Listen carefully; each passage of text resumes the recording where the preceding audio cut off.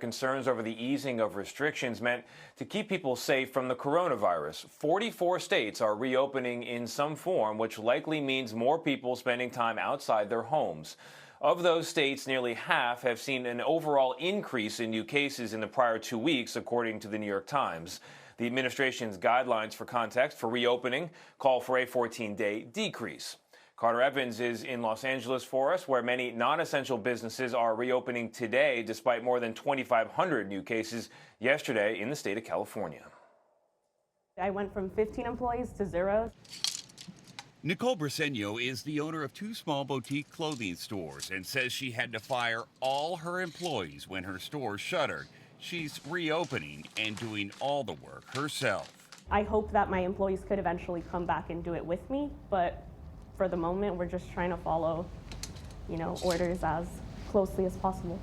In California alone, more than 4.2 million people have applied for unemployment since March, and more than $10 billion has already been paid out.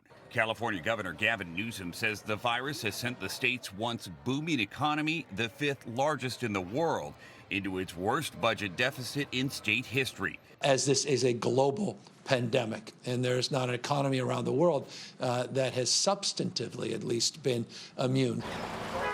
But some are ready for the return. At G&J Flowers in Los Angeles, business is blooming once again. With Mother's Day on the horizon, owner Jorge Oliveira is thrilled to be open ahead of their biggest weekend of the year. One Mother's Day, one busy week, Mother's Day, they cover a lot. They help us a lot.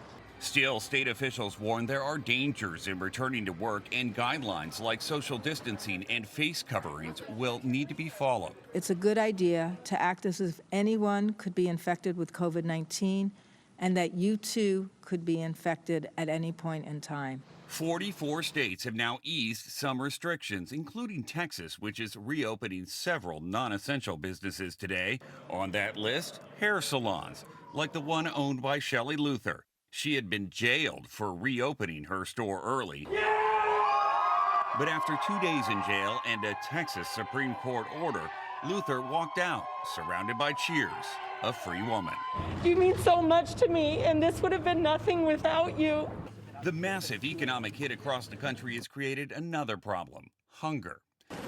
Hundreds of people in North Carolina showed up at this drive-through food bank yesterday. This, as a new survey released by the Brookings Institute showed children have been hit particularly hard, with 1 in 5 12 years and under not getting enough to eat. Here at LA's wholesale flower district, they're already open for business this morning, but many stores reopening now will be curbside only. And now California's governor says they know where the first case of community spread of the virus came from, and it was a nail salon. For that reason, nail salons will remain closed. Anthony. All right, Carter, thank you.